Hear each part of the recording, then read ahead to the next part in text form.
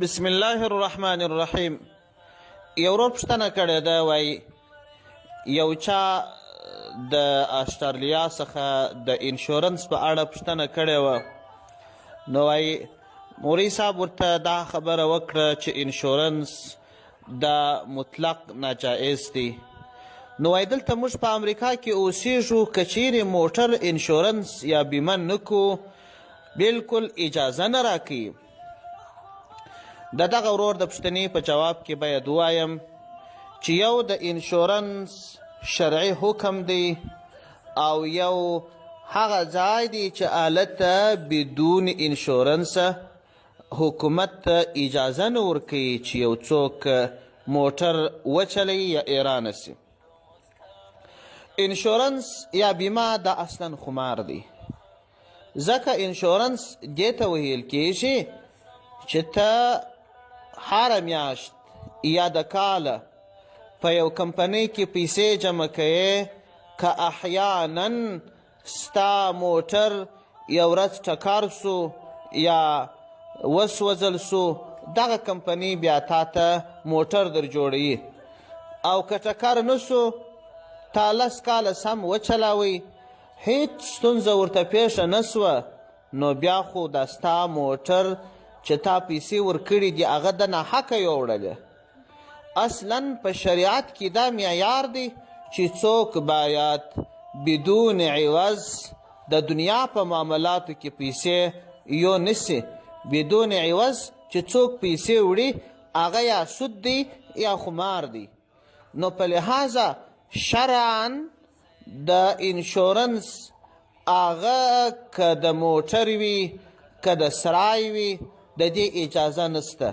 یوازې میډیکل انشورنس چې هغه هم په داسې خلکو کې وي چې هغه په ځان باور نه وي چې ماته که خطرناکه ناجوړي پیښه سوه، زه بیا دغه د خپلې ناجوړي علاج نسمه کولی، نو هغه ته اجازه سته. علماو اجازه ورکړې ده چې په دغه میډیکل انشورنس کې یو څوک ګډون وکړي او ځان پکښې شامل کړي. او که چیرې دا نور انشورنس د موټر دی یا د سرای دی، دا یا سود دی یا خمار دی، د دې اجازه په مطلقه توګه نسته. البته ځینې خلک وایي د دې ګټې دي، د دغه ګټو اړونده هم الله تبارک وتعالی په قرآن عظیم الشان کې یادونه کړې ده او فرمایي بسم الله الرحمن الرحیم قل فیهما اثم کبیر ومنافع للناس واثمهما اکبر من نفعهما. ته ورته ووایه چې په دغه خمار او شرابو په دې کې ګټې هم سته او ګناه او تاوان هم سته، ګناه او تاوان یې تر ګټې زیات دی.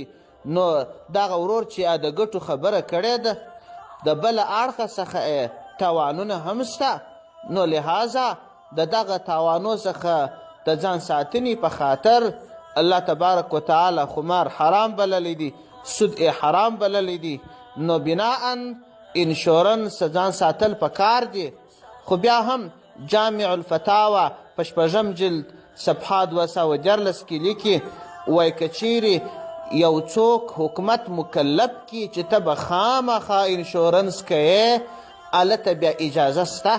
نو دا چې تاسې په امریکا کې اوسېږئ، نو په دغه ځای کې چې حکومت تاسې مکلف کوي تاسو ته اجازه سته، خو په هغه هیوادو کې چې تا ته اجازه وي چې ته انشورنس کوې او که نه کوې، په هغه ځای کې بیا اجازه نسته درته، ځکه ځینې اسلامي هیوادونه دي چې هلته بیا تا ته خود مختاری ده که ته انشورنس کوې او که نه کوې. او که دې چیرې تا ته اجازه درکول سوې وه چې انشورنس کوې که نه کوې، تا وکړي، نو هلته بیا درته اجازه نسته. او که چیرې مجبوره وې چې انشورنس به خامخا کوې، هلته بیا اجازه ده چې انشورنس کوې، نو دا ستا مجبوریت دی. والسلام علیکم ورحمة الله وبرکاته.